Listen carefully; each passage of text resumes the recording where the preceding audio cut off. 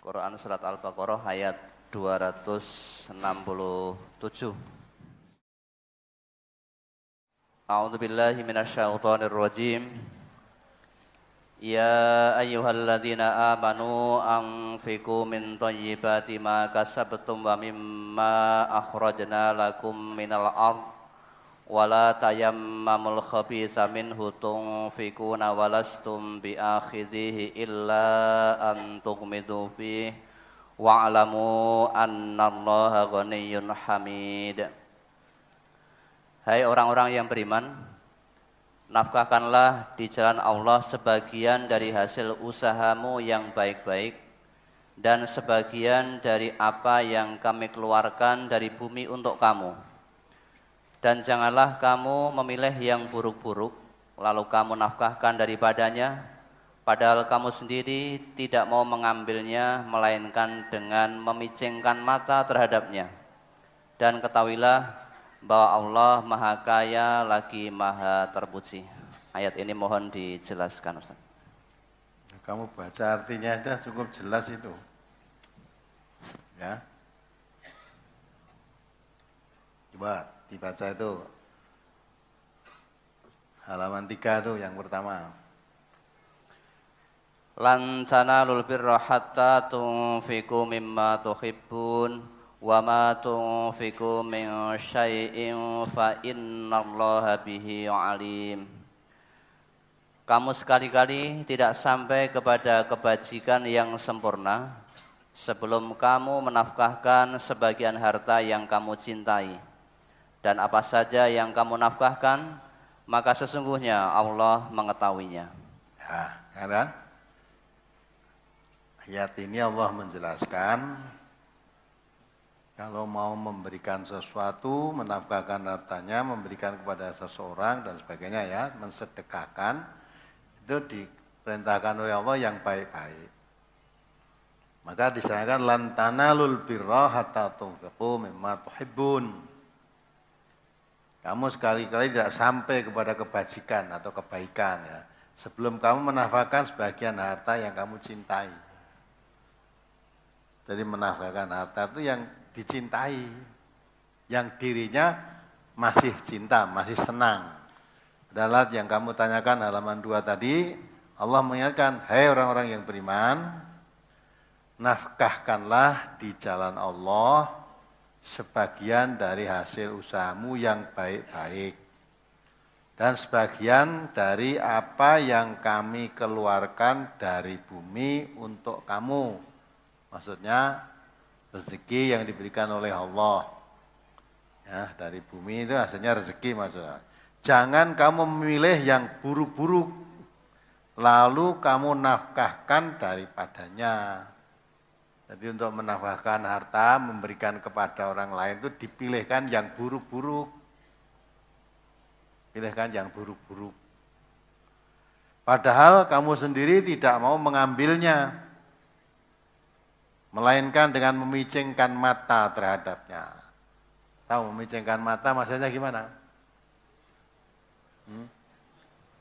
Untuk mengambil itu enggak mau, ndeloknya wegah gitu loh. Barang itu matanya melihat saja tidak suka. Ya. Nah itu kalau memberikan seseorang dipilihkan yang matanya sendiri melihat dah enggak suka. Pilih ke sing elek-elek. Misalnya yang unduh pelem apa unduh telo apa aja. Nah, kedone tanggane digolek ke sing boleng-boleng gitu. Aja sing gede-gede ya. Nah, boleh guleng-guleng. Nanti memberi kepada tengah ya gitu. Misalnya kita ada bakti sosial, kumpulkan pakaian pantas gitu, sing kira-kira awake dhewe ora seneng. Ya, dirinya sendiri nganggo wis wegah ora seneng. Pilih sing elek-elek itu. Nah, itu yang begitu itu tidak sampai, walaupun kamu mengeluarkan, tapi kata Allah, lan tanalul birra, tidak sampai dinilai berbuat kebaikan. Karena kamu sendiri nggak suka, berikan orang lain. Ya. Nah, maka yang dikatakan kebaikan itu kalau kamu memberikan sesuatu yang kamu cintai. Lan tanalul birra hatta tunfiqu mimma tuhibbun. Dari apa-apa yang kamu sendiri masih menyukai. Ya, kalau kamu nggak suka, kamu berikan orang lain ya wajar, wong wis ora seneng. Nek cara Jawane timbang diguak wekno wong kono. Timbang diguak, gen diguangke wong kono. Nah itu walaupun tampaknya memberi, itu tidak termasuk suatu kebaikan. Karena matamu sendiri melihat saja dah tidak suka. Memicingkan mata itu tanda tidak suka itu. Maka kalau kamu memberikan orang yang kamu sendiri masih suka, kamu berikan pada orang yang lain. Umumnya memberikan, saya serasa senang tuh. Ya, makanan-makanan itu yang ngono. Kadang-kala, ini kira-kira pangan ku rantek no, karena tanggane kono timbang di gua. Jadi timbang di gua itu. Kalau orang yang beriman memberikan sesuatu yang saya sendiri masih suka, itu baru dikatakan kebaikan. Memberikan sesuatu yang kamu tidak suka tidak dikatakan suatu kebaikan walaupun kamu memberi. Tidak dikatakan kebaikan. Dan ketahuilah bahwa Allah Maha Kaya lagi Maha Terpuji. Allah itu Maha Kaya. Kalau kamu memberi sesuatu yang memberikan rezeki, memberikan harta kepadamu itu dari Allah. Allah memerintahkan kalau memberikan sesuatu kepada orang lain yang kamu masih sukai. Jangan kamu pilihkan yang buruk-buruk. Sedang kamu sendiri sudah tidak suka mengambilnya. Melihat saja sudah tidak suka. Tapi kamu berikan pada orang lain. Ya. Setan menjanjikan menakut-nakuti kamu dengan kemiskinan. Menyuruh kamu berbuat kejahatan, hanya kikir. Allah menjanjikan kamu ampunan daripadanya dan karunia-Nya. Dia akan memberikan sesuatu yang mesti suka itu setan membisi asyaitonu ya'idukumul faqra wa ya'muruna bil fahsya. Ya. Di situ terang wa ya'murukum bil fahsya. Jadi asyaitonu ya'idukumul faqra. Setiap orang akan menginfakkan hartanya di jalan Allah, itu setan datang membisik-bisikkan. Fakro, kefakiran, artinya membisikkan kamu nanti tidak cukup. Kalau kamu infakkan untuk jalan Allah, kamu ikut ini, kamu nanti kebutuhanmu tidak cukup loh. Tidak cukup. Kan kebutuhanmu masih banyak, apalagi ini mau, ya, anakmu mau ujian, terus kalau ujian mau masuk sekolah perguruan tinggi atau masuk sekolah baru, ya itu uang tok. Kalau kamu melu infak urun TV barang ini loh, rasa urun ya, kamu nanti kebutuhanmu nggak cukup. Nah itu setan, pinter kalau akan berbuat baik, dibisik-bisikkan, dibayangi kefakiran, merasa tidak cukup. Tapi kalau mau berbuat jahat, dihasung oleh setan. Dihasung. Sudah saya katakan kan, orang mau berangkat judi kok bayangke kalah, orang itu mangkat. Nah judi bayangannya gimana? Menang. Ya, menang kemarin udah kalah 1 juta. Iki arep mangkatne ora kok. Wong kok nek kalah nek 1 juta. Ndak. Hari ini saya akan menebus kekalahan kemarin. Kemarin saya kalah 1 juta. Nanti menang 10 juta sudah 9 juta keuntungan. Mangkat lagi itu. Nah, setan bisikan itu. Kemarin saya adol sapi, adol sawah, barang itu. Allah judi, burung kapok. Nanti kamu berangkat lagi, tebus kekalahan kemarin. Ya, sampai rumah, nanti istri saya masih tidur, bangunkan. Anak-anak kandani, ayo. Yang dealer, tak tukokke sepeda motor satu-satu. Ibunya tak tukokke gelang, bedene sak rantai sepur.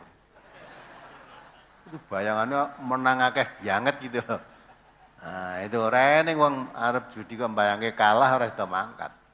Nah, itulah setan kalau berbuat jahat dihasung. Berbuat jahat itu supaya sungguh-sungguh.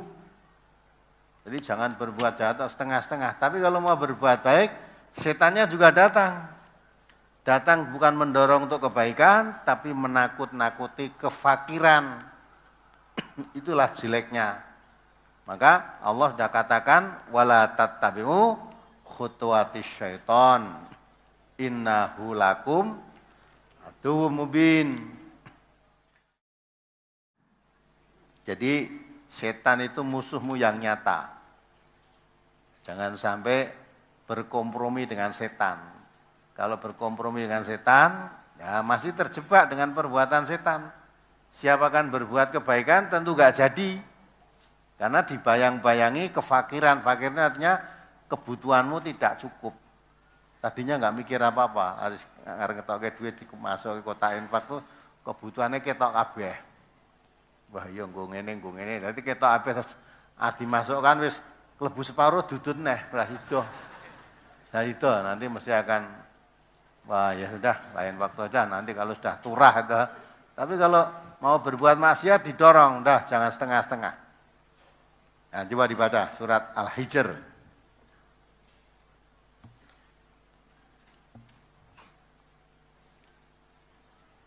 Atau surat Maryam dulu ayat 83, surat nomor 19.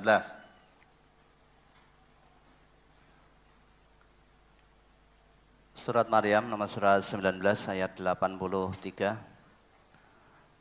Alam taro anna arsalna syayatina 'alal kafirina ta'uzzuhum azza. Tidakkah kamu lihat bahwasanya kami telah mengirim syaitan-syaitan itu kepada orang-orang kafir untuk menghasung mereka berbuat maksiat dengan sungguh-sungguh. Nah, ya kan? Jadi Allah itu mengirim pada orang-orang kafir itu berbuat maksiat itu dengan sungguh-sungguh. Nah, buat maksiat kok setengah-setengah, malah akhirnya kecekel. Tidak jadi, sungguh-sungguh. Jadi kalau mau nyolong aja cilik-cilikan, sisa yang gede. Nah, korupsi ya gitu, yang gede sisa, dong kecekel ya podo aja. Malah kalau korupsinya besar nanti hukumannya penak. Hukumannya nanti ya di ruangan yang luas, mungkin di situ pakai AC, pakai TV. Ini menyolong pitik, malah belah turu menenggonan di kamar omjoan gitu, udah. Lain yang kepenake belas, mulai nyolongi sing akeh 1 miliar, 2 miliar gitu. Lah nek ra ngerti dalane duit gede teko sing wis ngerti-ngerti kuwi. Jadi jangan setengah-setengah, ini setan. Ini Allah yang mengatakan. Jadi setan itu menghasung manusia untuk berbuat jahat itu sungguh-sungguh, jangan setengah-setengah. Hebatnya, mulai ra eneng wong buat maksiat kok gampang sembuh. Wong main ini nganti apa-apa entek kapok itu enggak. Nah nanti nes ketemu Al-Quran, diobati dengan Al-Quran, baru dia sadar. Sembuh, maka Quran itu obat penyakit hati. Ya, termasuk mencintai maksiat, gembira, itu penyakit, hatimu berpenyakit. Maka diobati dengan Quran. Nah, Quran itu penyembuh penyakit hati. Ya, nah. Ya, apalagi sudah tadi surat Al-Hijr 39 dibaca sekali. Surat Al-Hijr nomor surat 15 ayat 39. Qala rabbi bima aghwaytani la uzayyinanna lahum fil ardi wa la ughwiyannahum ajma'in. Iblis berkata, "Ya Tuhanku, oleh sebab Engkau telah memutuskan bahwa aku sesat, pasti aku akan menjadikan mereka memandang baik perbuatan maksiat di muka bumi. Dan pasti aku akan menyesatkan mereka semuanya." Ya kan? Jadi sebetulnya perbuatan itu buruk, perbuatan itu jahat, tapi oleh setan mata hatinya dibalik memandang baik perbuatannya yang buruk. Maka kita mohon pada Allah, Allahumma arinal haqqa haqqa warzuqna ittiba'ah. Marinal batila batila warzuqna istinabah. Mohon pada Allah, ya Allah, ketika aku melihat sesuatu kebaikan itu tampak baik, beri kekuatan untuk mengamalkan, menjalankan yang baik tadi. Dan tunjukkanlah ya Allah, aku melihat yang batil itu tampak batil. Beri kekuatan untuk menjauhi yang batil itu. Jadi jangan sampai malah terbalik, yarul haqqo batila wa yarul batila haqqo. Melihat yang batil malah tampak hak, melihat yang hak tampak batil. Nah, setan ini menjadikan manusia melihat sesuatu kebatilan tampak baik. Tampak baik. Nah, itu maka sungguh-sungguh untuk berbuat, dia tidak merasa kalau itu berbuat jelek, itu berbuat baik. Suruh berhenti ya sulit dong, ya berbuat baik kan suruh berhenti. Nah, ini maka harus dimusuhi setan itu. Kapan saja jangan pernah kompromi dengan setan. Ya, apalagi? Brosur di halaman 11, hadis yang kedua. An Ibnu Abbasin an Rasulillah sallallahu alaihi wasallam qala al-aidu fi hibatihi kal kalbi yaqi'u summa ya'udu fi qai'ihi. Rawahu Muslim. Dari Ibnu Abbas, dari Rasulullah sallallahu alaihi wasallam, beliau bersabda, orang-orang yang menarik kembali hibahnya adalah seperti anjing yang muntah lalu menelan kembali muntahannya. Dari hadis ini ada 3 pertanyaan. Bagaimana dengan orang yang menghibahkan material-material untuk pembangunan masjid, kemudian dia minta dikembalikan atau ditarik kembali hibah tersebut karena tidak menang pemilu? Apakah seperti anjing yang muntah lalu menelan kembali muntahannya? Mohon pendapat Al-Ustaz dan nasihatnya agar menjadi pelajaran bagi kita semuanya, agar ketika bersedekah dengan ikhlas dan hanya mengharap ridha Allah. Yang kedua, lalu bagaimana dengan fenomena para caleg-caleg yang gagal lolos lalu menarik kembali bantuan dari masyarakat dari pembangunan masjid? Yang ketiga, apakah dengan kejadian di atas, yakni caleg yang menjadi stres, caleg yang menarik kembali bantuannya, kita bisa mengambil satu hikmah, yaitu dengan kejadian itu kita bisa tahu bahwa mana caleg-caleg yang benar-benar memperjuangkan kepentingan masyarakat dan mana caleg-caleg yang hanya mengejar kedudukan sehingga mereka menjadi depresi karena tidak terpilih. Wis kowe dhewe wis ngerti ndak tekon aku. Ada lagi yang membagikan kompor katanya daerah. Saya ya cuma lihat TV. Bareng ora dadi kompore jikuki meneh. Ya kan? Maka kalau minta dukungan semacam itu, wes aja mbok dukung. Itu mesti orang ngerekes dan ora arep mikir negara. Mung kuwi golek gawean.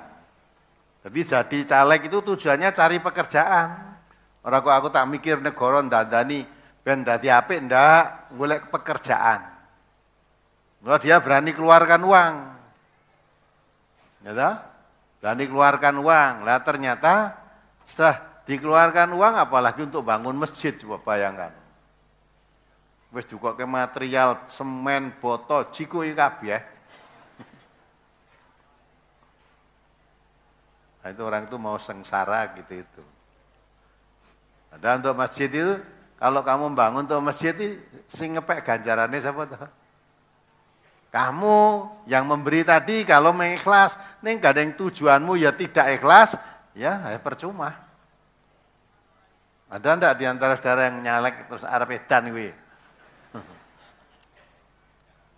Itu semacam bedak tahun loh. Ndak pilihan, ndak 5 tahun. Akhirnya Yusuf caleg-caleg ini rumah sakit jiwa tambah kamar. Itu kan berarti harus dijagani. Ini mesti anak wong edan ini. Kenapa begitu? Karena terlanjur mengeluarkan uang banyak, akhirnya tidak dipilih. Maka dalam Islam itu Nabi sampai sumpah, wallahi saya tidak akan memberikan jabatan dan kedudukan kepada siapapun yang sangat ingin atau ambisi atau yang menginginkan kedudukan itu. Maka di NTA tegaskan, kalau kamu minta dukungan, mau nyalek apa nyalon bupati apa kamu memberi sesuatu, tidak akan diterima. Tidak akan diterima. Maka tidak ada kok Njaluk neng entean terus jaluki meneh ora enek sing dikei kok. Dikei ya ndak mau kok ya ta. Kalau memang kamu mau beri uang saya terima. Ini syaratnya suruh milih kamu tidak sudi. Namanya kamu menyuap saya. Sedang Allah, Nabi mengatakan ar-rosi wal murtasi finnar. Yang menyuap maupun yang disuap masuk neraka. Nyata salah. Kemudian banyak kecurangan-kecurangan juga.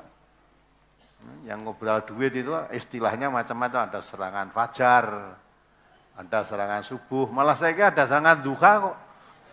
Terang-terangan gitu, rasa repet-repet, terang-terangan, wis padang-padang gitu.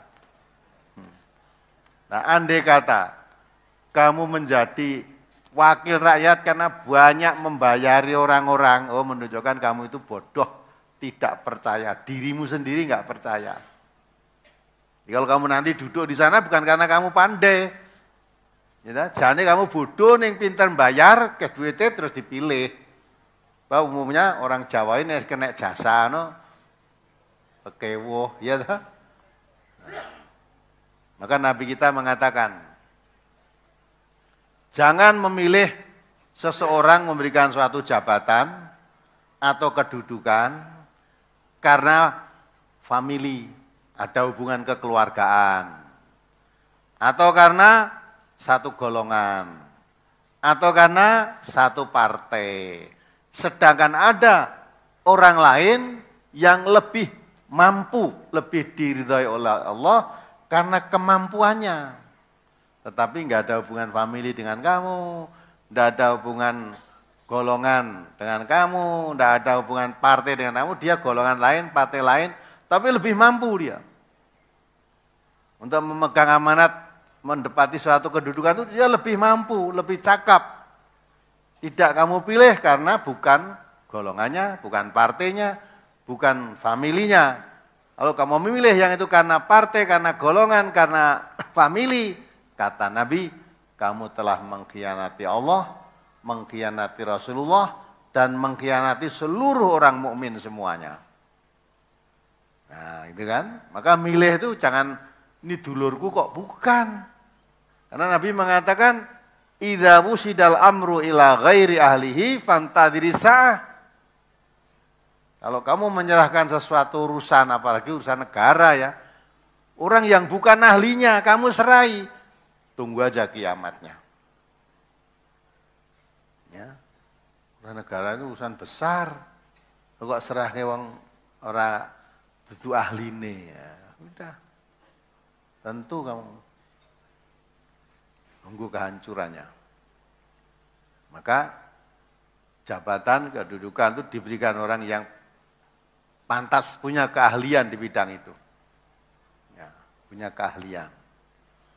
Karena Nabi mengatakan kalau suatu urusan dipegang orang yang bukan ahlinya, tunggu kiamatnya. Fantadhiri sa'ah. Nah ini. Jadi perkara dia mau ambil lagi ya sudah. Mungkin wis janji konek dadi, ya nek nganti aku ora dadi tak jaluk bali, mungkin gitu. Sebetulnya itu ya orang kurang berpikir sehat. Kalau kamu cuma bantu di masjid ini, saya bantu gedung ini wadane lah. Masjid paling cilik, mesti kalah gede karo gedung iki. Ya ta? Terus jaluk kon milih, kon dadekke bupati, apa wali kota, apa apalah, ora dadi terus bantuin siku nek. Lah umpama cuma didukung orang yang ada di dalam gedung itu apa yang jamin. Gitu? Didukung orang yang bangun masjid itu apa yang menjamin berapa orang. Misalnya kamu kepengen jadi wali kota, paling orang kan didukung sak penduduk kota semua, orang mau penduduk yang manggon ning majelis iki. Tidak hanya orang yang manggon di masjid itu, ya, semua harus mendukung. Lah kok yang kamu ambil di situ, bangun di masjid, pakai masjid, barang-barangnya buat siku ineh itu kan. Nah, maka ya, dalam Quran mengatakan wala tamnum tastaksir. Jangan kamu memberikan sesuatu dengan harapan untuk mendapat yang lebih banyak. Memberi yang ikhlas saja. Kalau tidak ikhlas jangan diberi. Sudah. Kalau menurut hadis tadi jelas. Kalau memberikan sesuatu tarik kembali pada karo anjing segawon. Ngerti segawon? Segawon muntah dipangan meneh untahane. Untah kandhake asu engko ndarani miso. Padahal sing bener ya asu ya toh. Padha karo asu muntah dipangan meneh muntahane asu kuwi. Nah wonge nek muntah mangane reneng, nek asu malah gelem. Nah itu perumpamaan yang dikatakan oleh Rasulullah, orang yang memberikan sesuatu sudah diberikan ditarik kembali, padha karo asu muntah didilati meneh. Paham? Lah kalau orang yang telek-telek ngono mau wis pikiran dhewe. Aku ora ngene kok ndarani unek-unekke dheweke. Aku ya ora tau entuk kaya ngono kuwi kok. Mula kamu juga kalau ada orang yang begitu jangan mau ya. Jangan sampai kamu mau menerima hal-hal yang semacam itu. Apalagi? Apa maksud dari menarik kembali sedekahnya? Apabila ingin sedekah, kemudian orang yang akan diberi itu tidak ditemui, maka tidak jadi bersedekah. Apakah itu termasuk menarik kembali sedekahnya, Ustaz? Oh, tidak menarik, orang ketemu berarti harus diwenehke. Kamu memberi saya, orang ketemu berarti kan belum diberikan saya. Ya tidak no. Wong belum ketemu, belum diberikan, ya tidak menarik, mong ora sida itu aja. Sebenarnya saya mau sedekah, cari orangnya enggak ketemu, ya sudah, enggak jadi. Apalagi? Dulu kala saya mewakafkan tanah untuk menghajikan orang tua saya yang sudah meninggal. Bagaimana kalau saya tarik kembali, apakah saya termasuk kategori orang yang disebutkan? Coba Dahulu kala saya mewakafkan tanah untuk menghajikan orang tua saya yang sudah meninggal. Bagaimana kalau saya tarik kembali, apakah saya termasuk kategori orang yang disebutkan dalam hadis tersebut? Narik piye? Udah dulu kala. Ya, dulu kala wakafkan tanah untuk menghajikan ayahnya sudah meninggal. Padahal tanah itu sudah dijual, mungkin sudah untuk menghajikan. Yang mau narik piye?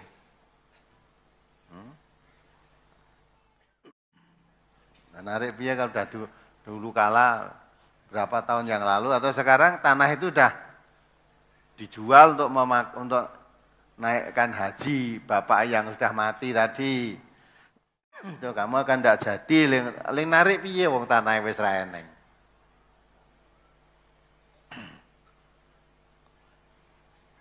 Ya, apalagi? Sebetulnya yang ingin dimasukkan ke kotak infak 10.000, namun keliru ratusan ribu. Lalu diambil lagi lewat pengurusnya dan diganti dengan 10.000. Pertanyaan, kejadian yang seperti itu apakah terkena hadis tersebut?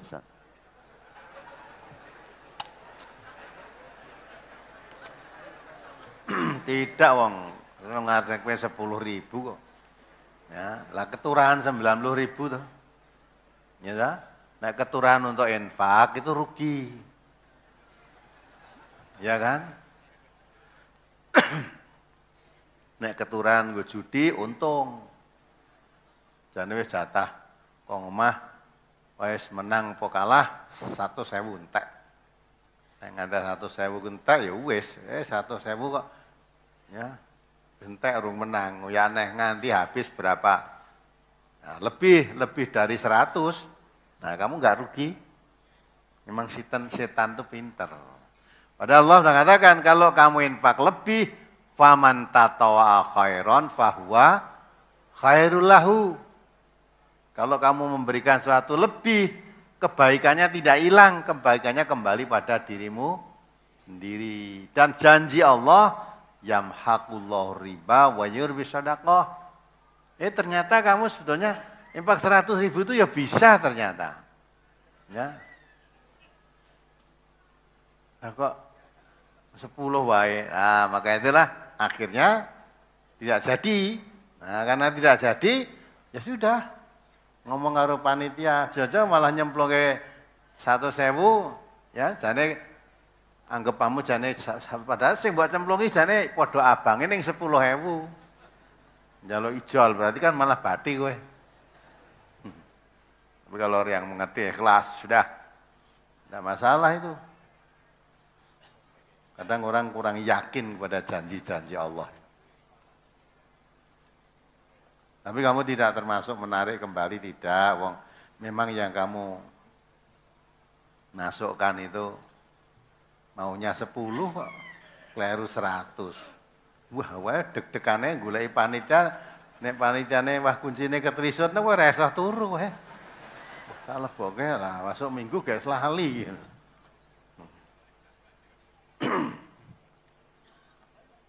Apalagi?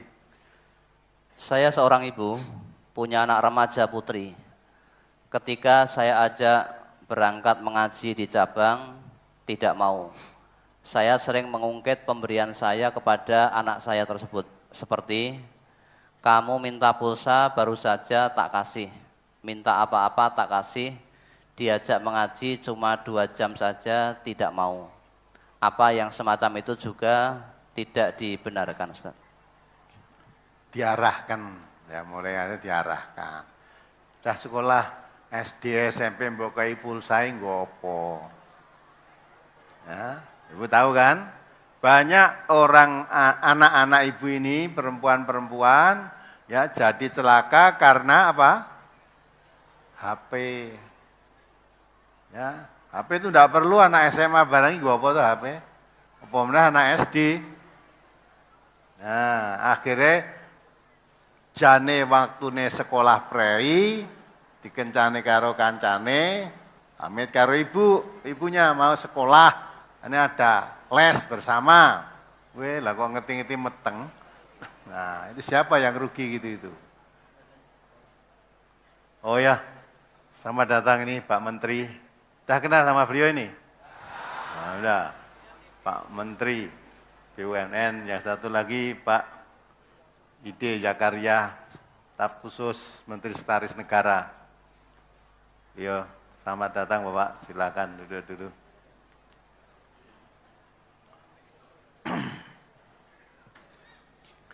Selamat datang Pak Menteri, Pak Ide Zakaria, besar rombongan, datang pada akad pagi ini. Mudah-mudahan datangan beliau bermanfaat yang besar. Ya, masih kita teruskan sedikit lagi sebelum beliau memberikan tausiah-tausiah pada kita. Apalagi? Bagaimana kalau seorang pedagang makanan tidak habis, lalu dibagikan kepada orang lain atau tetangga, apa termasuk sedekah atau dibuang saja? Sebagai penjual sate, kalau tidak habis saya bagikan tetangga, boleh apa tidak, Ustaz? Boleh, baik itu. Ya. Tidak habis, bagikan tangga bagus. Nah, kalau begitu tetangganya tidak mau beli makananmu, dungane muga-muga rantek terus. Ya gitu lah. Sebab nanti kalau habis, wah rentuk bagian nih. Kemudian hari ini nanti dagangannya tidak habis lagi, ya dibagikan lagi udah kita. Bagus itu. Nah, dibuang kan mubadir. Ya. Nah, dibuang kan mubadir, diberikan. Kok tidak dimakan sendiri? Nah, saya makan sendiri ya enggak habis, ini mau banyak kok itu. Nah, dibagi-bagikan tetangga baik itu. Apalagi? Halaman 7 yang di atas, hadis yang di atas. An Nabi Hurairah taqala ata Rasulullah sallallahu alaihi wasallam rajulun faqala ya Rasulullah ayyus sadaqati a'dhamu faqala anta saddaqa wa anta sahihun syahihun taksal faqra wa ta'mulul ghina wala tuhmil hatta idza balagatil khulqum qulta li fulanin kadza wa li fulanin kadza ala wa qad kana li fulanin rawahu Muslim. Dari Abu Hurairah ia berkata, ada seorang laki-laki datang kepada Rasulullah sallallahu alaihi wasallam lalu bertanya, "Ya Rasulullah, sedekah yang bagaimana yang paling besar pahalanya?" Rasulullah sallallahu alaihi wasallam menjawab, "Kamu bersedekah sedang kamu masih dalam keadaan sehat dan masih menginginkannya. Kamu khawatir melarat dan ingin kaya. Maka janganlah menunda-nunda, sehingga nyawa sudah hampir sampai di tenggorokan, baru kamu berkata, untuk si fulan sekian dan untuk si fulan sekian. Ketahuilah bahwa saat itu harta tersebut sudah menjadi milik si fulan. Hadis ini mohon dijelaskan. Jadi sedekah yang paling besar pahalanya itu kamu mengeluarkan sedekah sedang kamu masih dalam keadaan segar bugar, masih sehat. Dan kamu masih kepingin menjadi orang kaya. Ya, menginginkan harta itu dan masih khawatir kalau kamu melarat. Dikala kamu masih kepingin harta, kamu masih kepingin menjadi orang kaya, dikala kamu masih dalam keadaan sehat walafiat, saat itu kamu bersedekah, itu pahalanya paling besar. Ya. Tapi kalau kamu sedekah nyawanya udah di tenggorokan, ambekane wis ngerok-ngerok, wis tekan ora itu loh. Istrinya tahu kalau sebentar lagi saya akan mati. Nah, supaya dapat pahala, wis iki sing omah kono kayak iki sawah kono iki disedekahke iki nggo masjid, ini tabungan ning deposito nggo ini nggo majelis. Ah, kuwi ra nek ganjaran. Yang wis arep mati. Sebab apa? Kalau kamu tidak mengamalkan seperti itu, kamu sendiri tidak memikirkan umpama tidak saya berikan ini, toh saya sudah tidak bisa menggunakan. Nah, timbang aku reso gunake tak sedekah nih. Makanya itu sekian, untuk fulan sekian. Padahal kalau kamu sudah begitu itu memang harta yang kamu tinggalkan menjadi harta warisan. Warisan tadi sudah milik ahli waris. Kalau sudah akan mati itu milik ahli waris. Jangan kamu membagi-bagikan harta ahli warismu. Tapi kalau kamu masih sehat, masih segar bugar, masih bisa berusaha bekerja, masih senang kaya, takut miskin, lah kamu bersedekah, itu memang harta milikmu. Tapi kalau kamu sudah mendekati mati itu sudah menjadi haknya ahli waris. Jangan kamu bagi-bagikan, tidak bisa.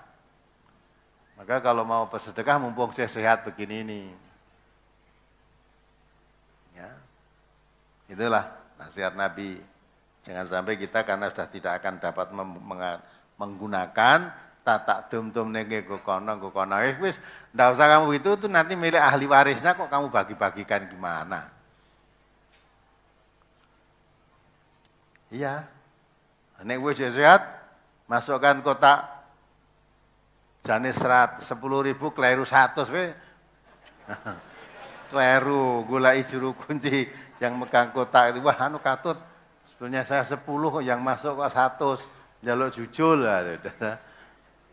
Ini sesuk saya kira-kira sahar mati tambahi, saya serah nganggu kok gitu lah, nah, nggak bisa gitu. Apalagi? Masih di halaman 7 hadis yang di bawahnya. An Nabi Hurairah radhiyallahu anhu anin Nabi sallallahu alaihi wasallam qala sab'atun yudhilluhumullahu ta'ala fi dhillihi yauma la dhilla illa dhilluhu imamun adlun wa syabun nasha'a fi ibadatillah wa rajulun qalbuhu mu'allaqun fil masajid rajulani tahabba fillahi ijtama'a alaihi wa tafarraqa alaihi wa rajulun da'athum ra'atun zatu mansibin wa jamalin faqal inni akhafullah wa rajulun tasaddaqa bi sadaqatin fa akhfaha hatta la ta'lama shimaluhu ma tunfiqu yaminuh wa rajulun zakarallaha khaliyan fa fazat ainahu rawahul Bukhari. Dari Abu Hurairah radhiyallahu an, dari Nabi sallallahu alaihi wasallam beliau bersabda, ada 7 golongan yang Allah Ta'ala akan menaungi mereka di dalam naungannya pada hari yang tidak ada naungan kecuali naungannya, yaitu 1. Imam yang adil, 2. Pemuda yang giat dalam beribadah kepada Allah, 3. Orang lelaki yang hatinya bergantung pada masjid, 4. 2 orang yang saling mengasihi karena Allah, keduanya berkumpul karena Allah dan berpisah karena Allah, 5. Orang laki-laki yang diajak berzina oleh wanita bangsawan, kaya, lagi cantik molek, tetapi dia tidak mau dan mengatakan, aku takut kepada Allah. 6. Orang yang bersedekah dengan suatu sedekah dan ia merahasiakannya sehingga tangan kirinya tidak tahu apa yang diberikan oleh tangan kanannya. Dan 7. Orang yang mengingat Allah di waktu sunyi sehingga mengalirlah air mata dari kedua matanya. Yang mohon penjelasan yakni nomor 3, nomor 4 dan nomor 6. Nomor 3 yaitu orang laki-laki yang hatinya bergantung pada masjid. Kemudian yang keempat, 2 orang yang saling mengasihi karena Allah, keduanya berkumpul karena Allah dan berpisah karena Allah. Kemudian yang keenam, orang yang bersedekah dengan suatu sedekah dan ia merahasiakannya sehingga tangan kirinya tidak tahu apa yang diberikan oleh tangan kanannya. Mohon dijelaskan. Jadi orang laki-laki yang hatinya bergantung pada masjid, itu maksudnya orang laki-laki yang menjaga sholatnya 5 waktu. Sampai bergantung hatinya di masjid itu, seolah-olah hatinya itu nantol di masjid.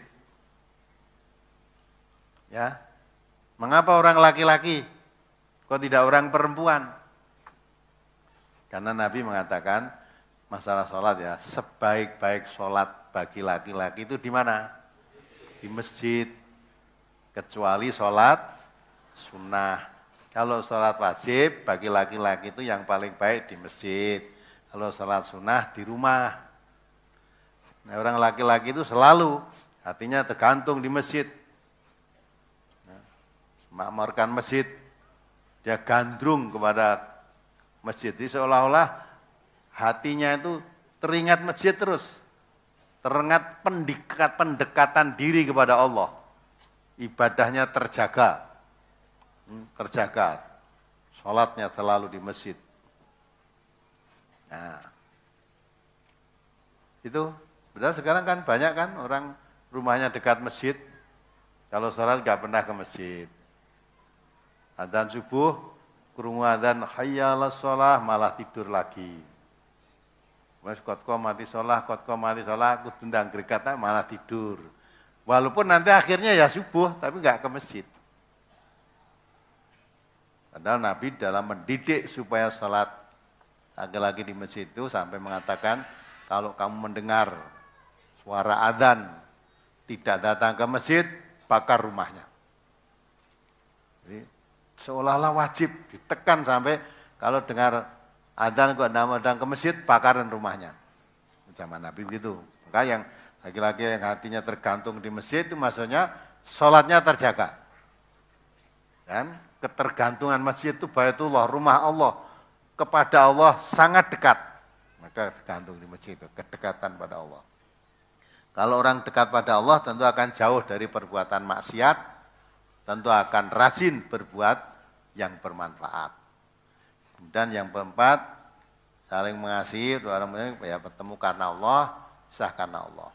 Artinya orang itu bertemu, berkumpul karena memang pertemuannya, perkumpulannya itu diridai oleh Allah, dibetulkan, dibenarkan oleh Allah. Kalau terpaksa berpisah ya karena Allah. Karena Allah. Karena Allah tidak meridhai saya untuk meneruskan berkumpul dengan mereka. Nah, itu. Ya, kalau orang baik dengan orang jelek itu bagaimanapun juga ketemu nggak akan bisa. Assalamualaikum warahmatullahi wabarakatuh. Waalaikumsalam warahmatullahi wabarakatuh. Kami atas nama Siti Khotijah dari Pangandaran. Nah, ini Pangandaran Ibu ini. Bagaimana kalau kita punya rezeki terus mengatasnamakan orang tua yang sudah meninggal, apa nyambung apa tidak? Mengatasnamakan di mana, Bu? Dan kedua, kalau orang tua, mohon maaf Bu, coba diulangi Bu. Punya rezeki. Kalau kita menyedekahkan, mensedekahkan. Ya.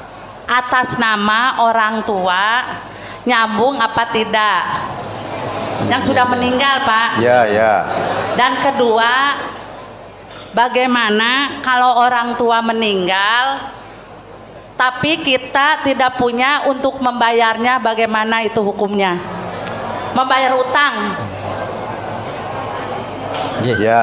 Nggih. Sudah? Nggih. Akhirul kalam. Wassalamualaikum warahmatullahi wabarakatuh. Assalamualaikum warahmatullahi wabarakatuh. Kalau menurut Al-Quran Bu, Allah Subhanahu wa taala berfirman, a'udzubillahi minasyaitonirrajim, man amila sholihan fali nafsihi. Siapa berbuat baik itu untuk dirinya sendiri, bersedekah itu berbuat baik. Kalau ada pahalanya ya untuk diri sendiri. Ya. Wa man asaa fa 'alaiha. Siapa berbuat dosa, berbuat salah, berbuat jelek, ya dosanya untuk dirinya sendiri. Tidak bisa saya berbuat baik, pahalanya untuk bapak saya. Saya berbuat dosa, dosanya untuk anak saya, nggak bisa. Ya, jadi sendiri-sendiri. Nah, ibu masih menyedekahkan untuk bapaknya dan sudah meninggal. Malah dirinya sendiri yang masih hidup malah ora sedekah. Gimana? Sedekah nggo bapaknya meninggal. Orang itu kalau sudah meninggal terputus semua kewajiban. Ya, sudah tidak ada kewajiban apa-apa. Tinggal memetik hasil amal perbuatan ketika hidup. Itu aja. Dan sudah dicabut kewajibannya oleh Allah. Beban-beban yang diwajibkan kepada orang meninggal itu sudah habis. Tidak ada lagi. Kewajiban yang disebutkan rukun Islam atau hukum Islam itu untuk orang-orang Islam yang hidup. Kalau sudah mati sudah nggak ada kewajiban. Orang sudah mati tidak sholat, tidak nambahi dosa, tidak puasa. Ya. Memang orang mati malah puasa terus, tidak pernah berbuka dia. Tidak haji, pokoknya semua kewajiban ketika hidup setelah mati angkat semua. Tidak ada lagi kewajiban. Tinggal memetik hasil apa yang telah diperbuat ketika di dunia. Itu nasibnya. Jadi nggak ada berbuat terus untuk pahalanya untuk bapak saya sudah meninggal, nggak ada. Ya. Orang tua meninggal, tapi kita tidak punya untuk bayar hutang. Ya, kalau orang tua meninggal dunia, dia meninggalkan harta waris, apa rumah, apa sawah, apalah. Nah, jangan dibagi dulu. Tapi untuk melunasi hutang-hutang orang tua tadi.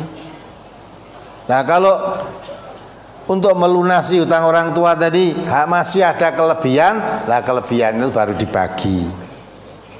Kalau mati tidak meninggalkan apa-apa, ya sudah, orang meninggalkan apa-apa kok.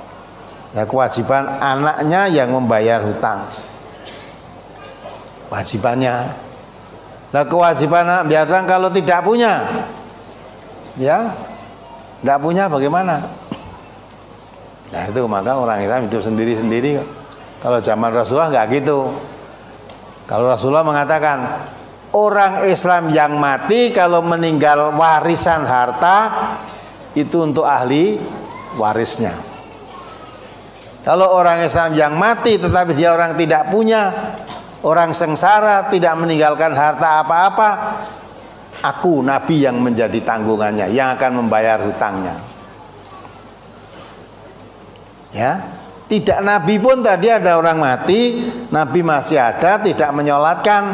Sahabat tanya, kenapa ya Rasulullah? Karena orang itu masih punya hutang. Sahabat yang lain, saya ya Rasulullah yang akan membayar hutangnya. Baru Nabi menyolatkannya. Indah loh Islam itu.